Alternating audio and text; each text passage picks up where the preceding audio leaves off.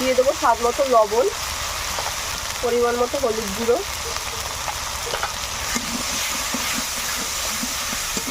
এবার জল দিয়ে মশলা কষিয়ে নেব ভালো করে।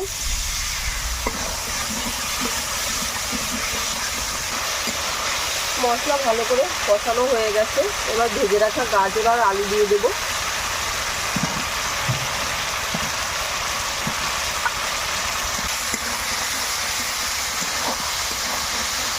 আলু গাজর দিয়ে ভালো করে মশলা কষিয়ে নিয়েছি, এবার ব্রোকলি ভাজাগুলো দিয়ে দেবো।